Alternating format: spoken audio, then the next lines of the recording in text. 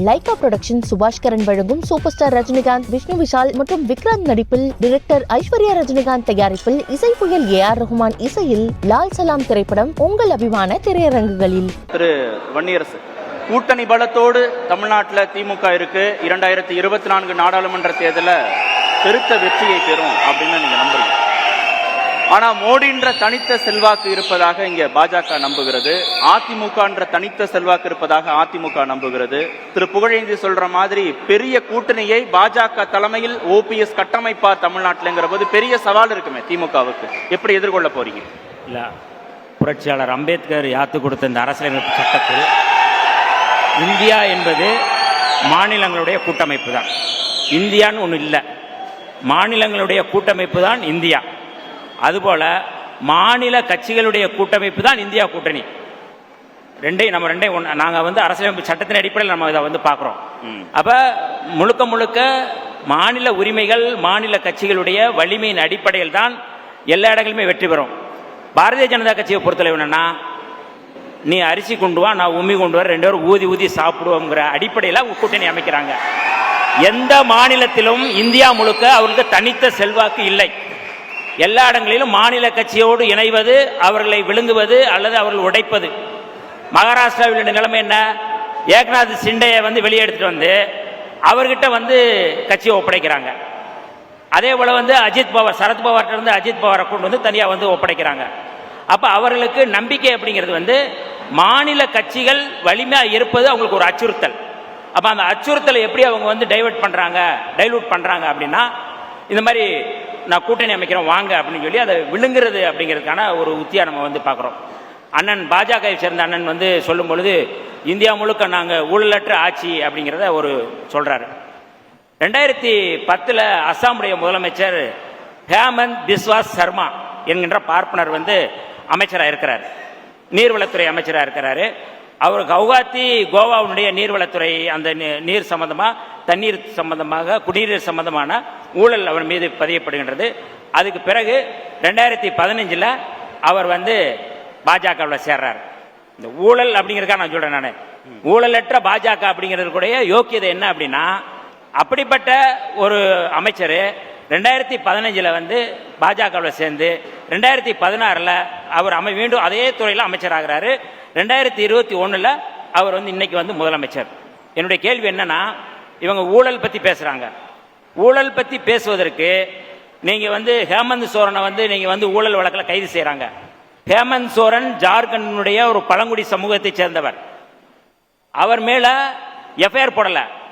ஆனா இந்த ஹேமந்த் பிஸ்வா சர்மா என்பவர் மீது எஃப்ஐஆர் போடப்பட்டிருக்கு, சிபிஐ வழக்கு இருக்கு.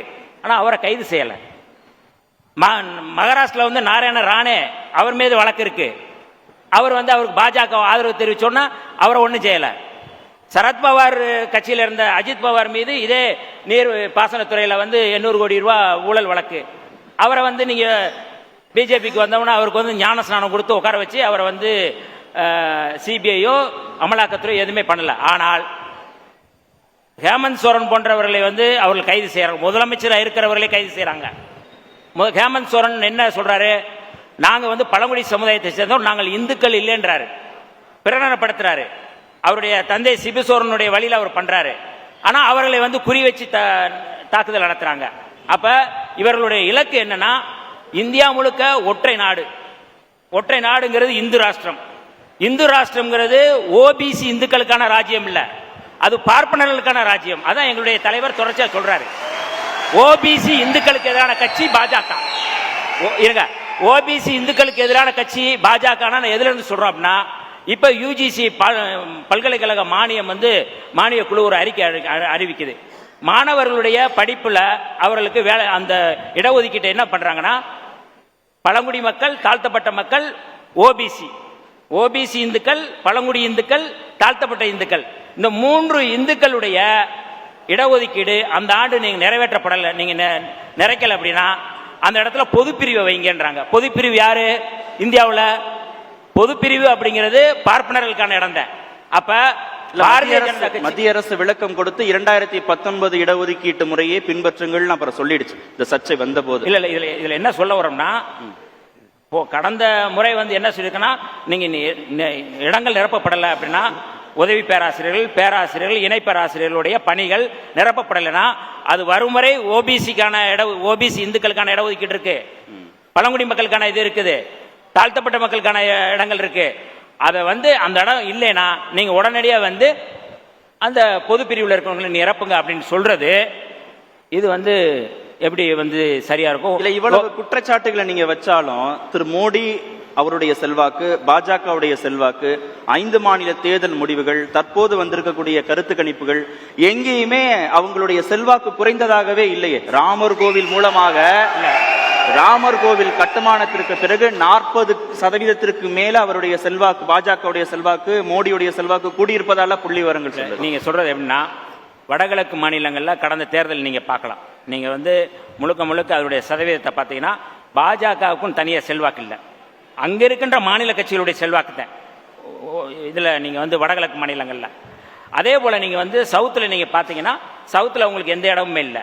அப்ப நீங்க வந்து அவங்களுக்கான தனித்த செல்வாக்கு அப்படிங்கிறது எந்த இடத்துல இருக்கு அப்படிங்கிறது நம்ம கேள்வி. ரெண்டாவது, மோடி வந்து ஒரு பெரிய பிம்பமா கட்டமைக்கிறாங்கல்ல, மோடியை அவர்கள் வந்து நம்பலைங்கிறதுனால ராமனை நிறுத்துறாங்க. மோடி அவங்க நம்பல, மோடியை காட்டினா போட்டு விழுகாது, அதனால இப்ப புதுசா வந்து ராமன்கிற ஒரு கேரக்டர் கொண்டு வர்றாங்க. ராமன் வந்து நீங்க வந்து காட்டுவதன் மூலமாக என்னவா நினைக்கிறாங்க, மோடிக்கு ஒண்ணுமே இல்லை, மோடிக்கு இல்ல. இப்ப அண்ணாமலை அவர்கள் சொல்றாங்க தமிழ்நாட்டில் அவர் வந்து பெரிய ஆளுமை அப்படிங்கறத காட்டுறாங்க. அவரே சொல்றாரு நான் 20,000 புக்கு படிச்சவன் சொல்றாரு. ஆனா கடந்த உள்ளாட்சி தேர்தலில் நடந்த ஊழல் தொடர்பா தேசிய அளவில் இருக்கிற நீங்க வந்து தேர்தல் ஆணையத்துக்கு கடிதம் அனுப்புறாரு. தேசிய அளவிலான தேர்தல் ஆணையம் என்ன சொல்லுதுன்னா, அங்க ஒரு தேர்தல் ஆணையம் இருக்கு, அங்க கடிதம் அனுப்புங்க சொல்றாரு. அப்படிப்பட்டவர் தான் இங்க அண்ணாமலையா இருக்கிறாரு, அங்க அவர் தான் இங்க மாநில தலைவரா இருக்கிறாரு. நான் என்ன இது சொல்ல வரேன்னா, பாரதிய ஜனதா கட்சி முழுக்க அவர்களுக்கு கூட்டணி மீது நம்பிக்கை இல்லை. அவர்கள் கூட்டணி என்னவான கூட்டணியா இருக்குன்னா, இடி ஒரு கூட்டணி வேணான்றாங்க. அதான் சொல்றேன், அவங்களுக்கு கூட்டணி இருக்கு. இடி ஒரு கூட்டணி, அமலாக்கத்துறை பாஜகவுடைய கூலிப்படையா இருக்குது. சிபிஐ பாரதிய ஜனதா கட்சியோட கூட்டணி, சிபிஐ பாரதிய ஜனதா கட்சியோட கூட்டணி, கூடுதலா நீதிமன்றமும் பாரதிய ஜனதா கட்சி கூட்டணி, இன்னமும் கூடுதலா சொல்ற தலைமை தேர்தல் ஆணையமும் கூட்டணி. இதுல என்னன்னா, இவர்கள் வந்து மக்களை நம்ப மாட்டாங்க. இவங்க பேசும்போது இங்க போடுறாங்களா முழக்கம், நான் நம்ம தம்பி தோழர்கிட்ட நான் கேட்கிறேன், இல்ல எல்லா அமைப்புகளையும் நம்ம சந்தேகத்துக்கு உள்ளாக்கிட்டா சாமானிய மக்களுக்கு அந்த அமைப்புகள் மீதான நம்பிக்கை இல்லாம போயிடும். நான் யாரும் எதையுமே நான் வந்து ஆதாரங்களோட சொல்றேன். இங்க தோழர்கள் வந்து பாரதிய ஜனதா கட்சியை சேர்ந்த என்னுடைய சகோதரர்கள் வந்து ஜெய் ஸ்ரீராம் முழக்கம் போடுறாங்க. என்னுடைய கேள்வி என்னன்னா, குஜராத்தில் 2002 பானு பில்கிஸ் என்ற ஒரு இளம் பெண், பில்கிஸ் பானு பாலியல் வன்முறை செய்யப்படுறாங்க. அவருடைய குழந்தை 6 மாத குழந்தை சுவத்தில் அடிச்சு கொள்றாங்க. அதோட சேர்ந்து 11 பேர் படுகொலை செய்யப்படுறாங்க. அந்த படுகொலை செய்யும் பொழுது சுவத்தில் அடிக்கும் பொழுது ஜெய் ஸ்ரீராம் முழக்கம் போட்டே பண்ணாங்க. இந்த ஜெய் ஸ்ரீராம் முழக்கம் மக்களுக்கானதா, மக்களுக்கு எதிரானதா அப்படிங்கிறத கேள்வி எழுப்புறேன். பேசும் லைகா புரொடக்ஷன் சுபாஷ்கரன் வழங்கும் சூப்பர் ஸ்டார் ரஜினிகாந்த், விஷ்ணு விஷால் மற்றும் விக்ராந்த் நடிப்பில் டிரெக்டர் ஐஸ்வர்யா ரஜினிகாந்த் தயாரிப்பில் இசை புயல் AR ரஹ்மான் இசையில் லால் சலாம் திரைப்படம் உங்கள் அபிமான திரையரங்குகளில்.